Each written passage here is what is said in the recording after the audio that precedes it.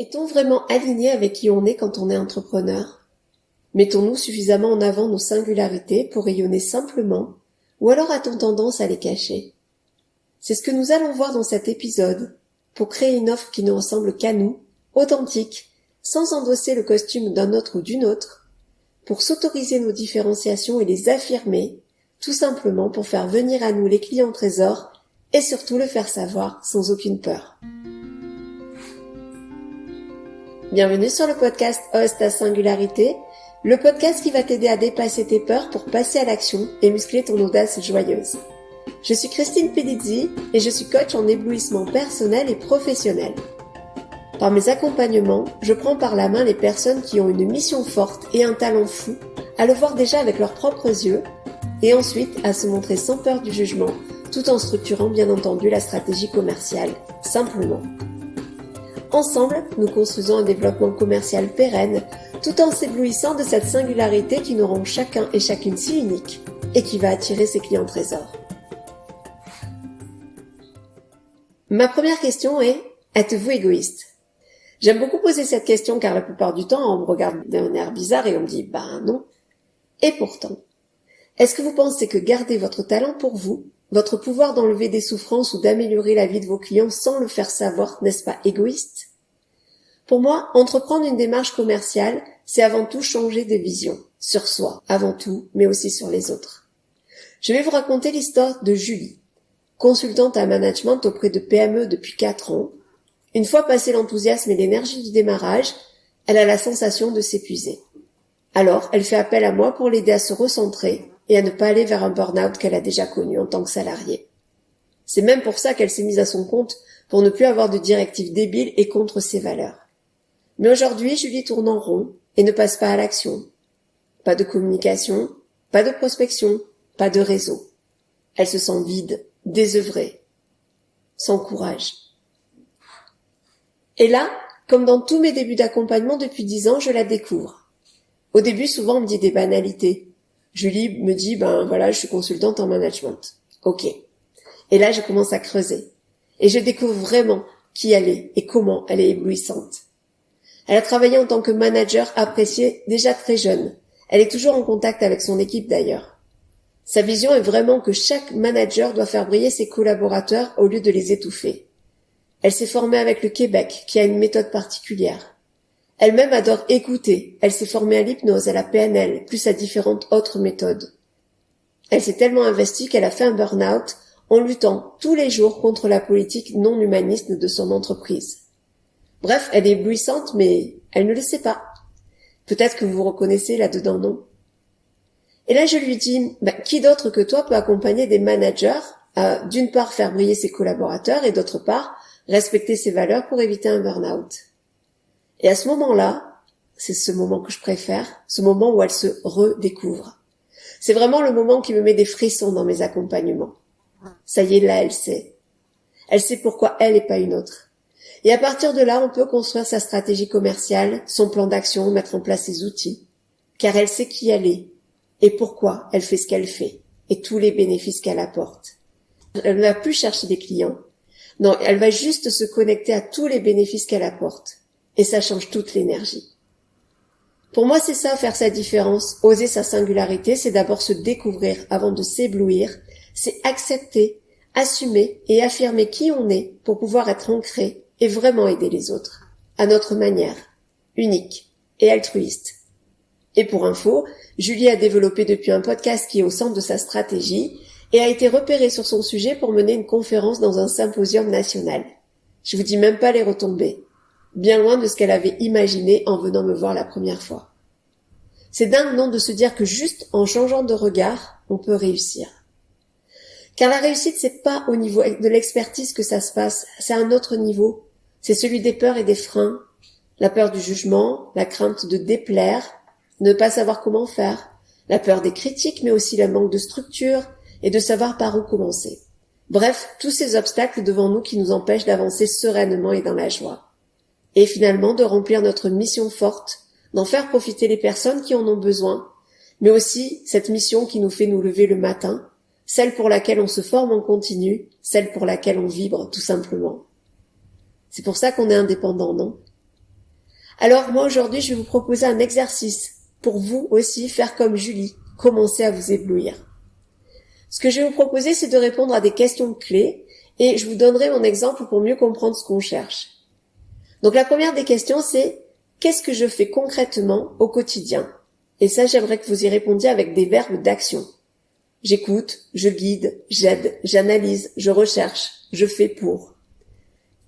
Par exemple, pour moi, je prends par la main pour dépasser les peurs, du jugement, de ne pas être capable, les croyances qu'on n'est pas assez ou là. J'écoute, je guide, j'aide, j'accompagne et j'amène. Voilà un petit peu les différents verbes d'action que j'utiliserai pour ma pratique. À qui est-ce que j'apporte ma plus forte valeur ajoutée? Ça, c'est la question 2. Elle est vraiment très importante parce que ça nous permet d'identifier qui sont nos véritables clients trésors. C'est-à-dire non seulement ceux avec qui vous kiffez travailler, mais aussi ceux auprès desquels vous aurez le plus de résultats.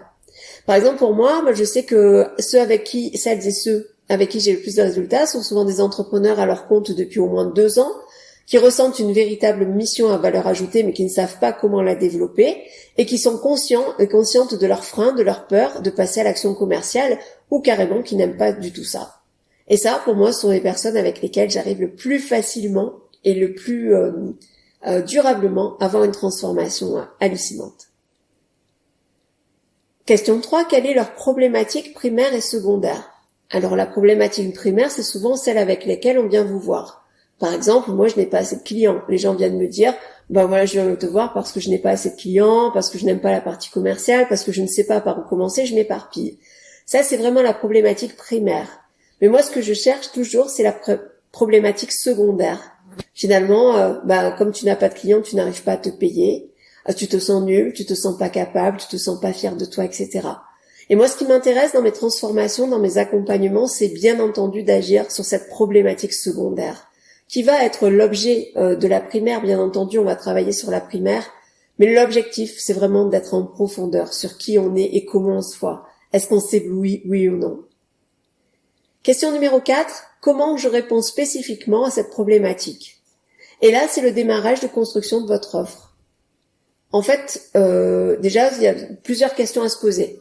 Est-ce que c'est un programme en ligne? Est-ce que je vais faire du one-to-one? Est-ce que je mixe? Est-ce que c'est du présentiel, du distanciel? Est-ce que c'est un parcours et du coup combien de séances? Quels sont les temps de rencontre? Comment je suis l'évolution de la personne? Et surtout, au-delà de tout ça, quelle touche particulière vous y rajoutez?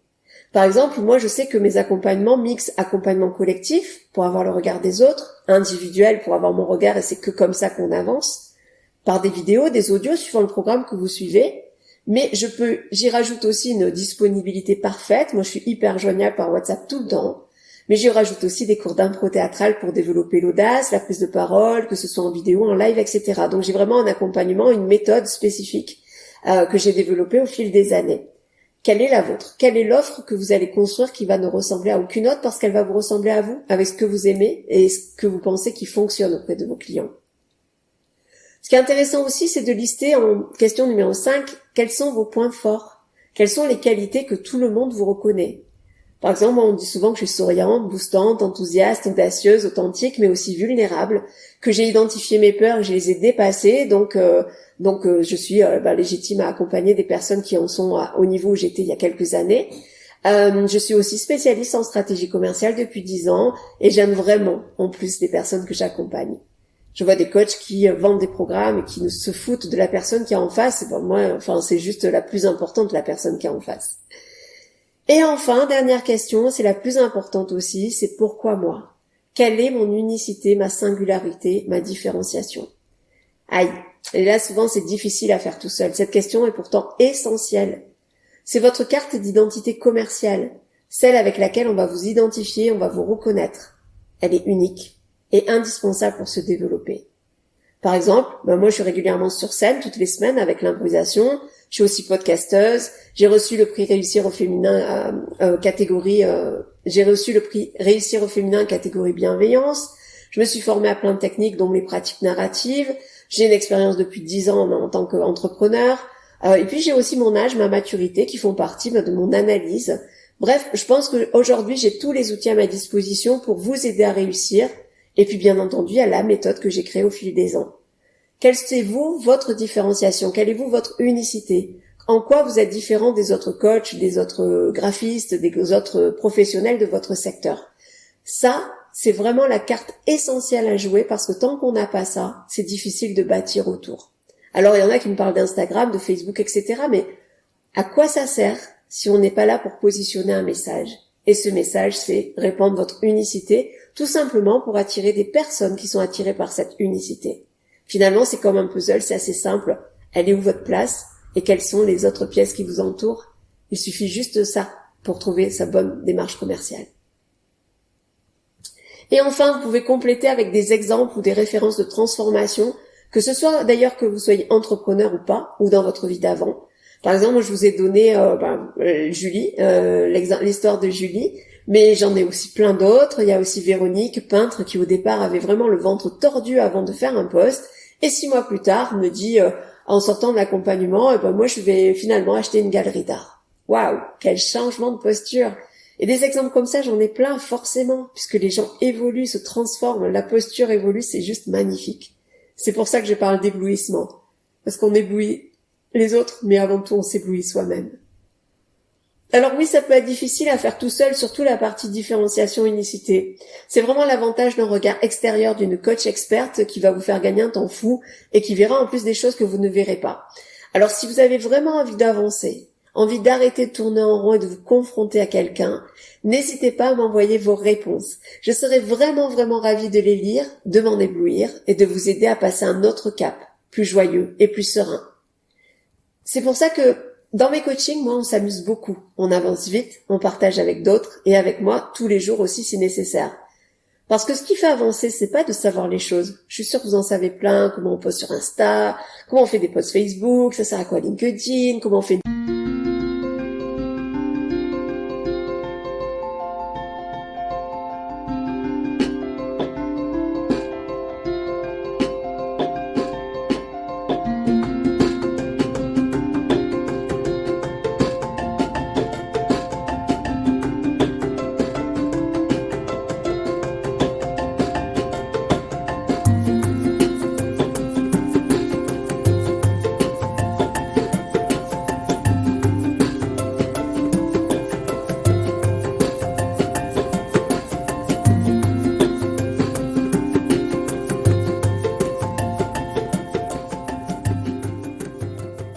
pages de vente, de capture, etc. Mais est-ce que vous les appliquez? Et c'est vraiment ce qui va faire avancer, c'est de les appliquer et d'être aidé là-dedans. C'est ce qui va faire toute la différence avec un programme impersonnel constitué juste de vidéos en ligne, sans suivi. Et moi, j'ai vraiment choisi des accompagnements humains où on se connaît, on échange, on fête ensemble les victoires, on fête ensemble les clients trésors, le changement de posture et la confiance qui s'installe. Et aussi, on fait des trucs fous pour muscler notre audace joyeuse. Parce que se développer professionnellement dans le fun, moi je pense que c'est quand même pour ça, pour qu'on se met à notre compte et pas pour reproduire le stress qui va nous avoir conduit au burn-out. Pour terminer, j'adore entendre vos histoires, toutes différentes, toujours uniques, et m'éblouir de ça. Alors n'hésitez pas à prendre un rendez-vous avec moi pour vous raconter. Ça me permettra de vous donner des pistes de développement en fonction de qui vous êtes et d'où vous voulez aller. Il suffit pour ça de cliquer sur le lien Calendly qui sera dans la description.